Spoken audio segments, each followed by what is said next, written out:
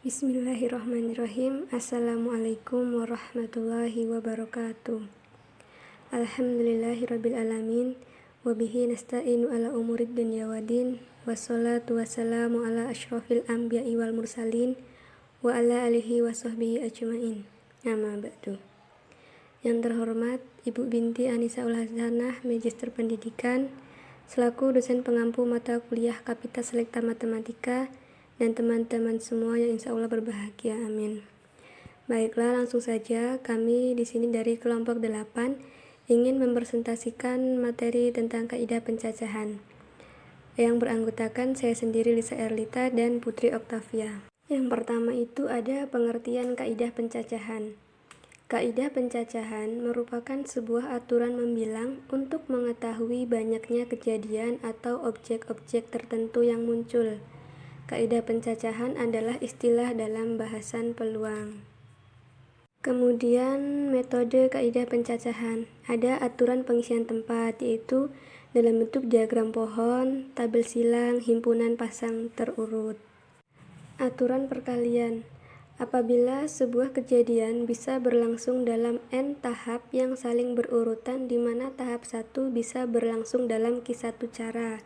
Tahap 2 bisa berlangsung dalam Q2 cara, tahap 3 dapat terjadi dalam Q3 cara, demikian seterusnya hingga tahapan ke N bisa berlangsung dalam Qn cara, maka kejadian tersebut bisa terjadi secara berurutan dalam Q1 dikali Q2 dikali Q3 dikali sampai dengan titik-titik dikali Qn dengan cara berbeda. Aturan penjumlahan. Sebagai contoh, ada sebuah kejadian yang bisa terjadi dalam n cara yang berlainan atau saling asing, di mana dalam cara pertama ada P1 kemungkinan hasil yang berbeda. Notasi faktorial. Contohnya, n elemen himpunan bilangan asli. Notasi n faktorial diartikan sebagai hasil kali dari bilangan-bilangan asli secara berurutan dari n sampai 1. Maka kita tulis n faktorial sama dengan n dikali dalam kurung n dikurang 1 dikali dalam kurung n dikurang 2 dikali titik-titik dikali 3 dikali 2 dikali 1. Diartikan sebagai 1 faktorial sama dengan 1 dan 0 faktorial sama dengan 1. Selanjutnya, pengertian permutasi. Permutasi adalah susunan yang dapat dibentuk dari suatu kumpulan objek yang diambil sebagian atau seluruhnya dengan memperhatikan urutannya. Memperhatikan urutannya maksudnya susunan AB dan BA dianggap kejadian yang berbeda. Macam-macam permutasi. Yang pertama, permutasi n unsur dari n unsur berbeda.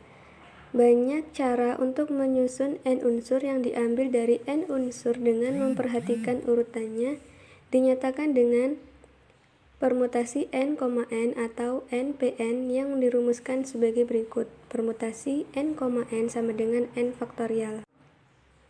Yang kedua, permutasi k unsur dari n unsur berbeda, atau k kurang dari sama dengan n.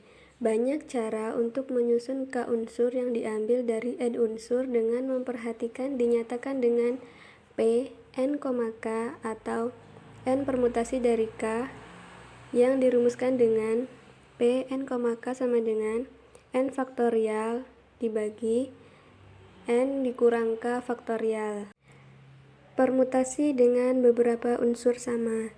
Jika dari n unsur yang tersedia terdapat n1 unsur sama, n2 unsur sama, dan seterusnya, maka permutasi adalah p n, n1, n2, nr sama dengan n faktorial dibagi n1 faktorial, n2 faktorial, n3 faktorial sampai dengan nr faktorial dengan n1 ditambah n2 ditambah sampai dengan ditambah nr kurang dari sama dengan n. Permutasi siklis adalah suatu cara untuk menentukan susunan unsur yang disusun secara siklis atau melingkar dengan memperhatikan urutannya.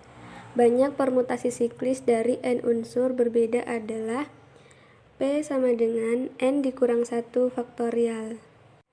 Permutasi berulang.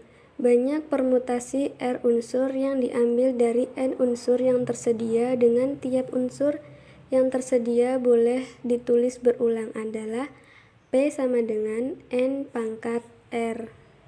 Selanjutnya, pengertian kombinasi. Kombinasi adalah suatu susunan yang dapat dibentuk dari suatu kumpulan objek. Setiap objek berbeda yang diambil sebagian atau seluruhnya tanpa memperhatikan urutannya, secara acak atau secara random. Kombinasi R unsur dari N unsur yang tersedia dirumuskan C N, R sama dengan kombinasi N dari R sama dengan N faktorial dibagi R faktorial dikali N dikurang R faktorial.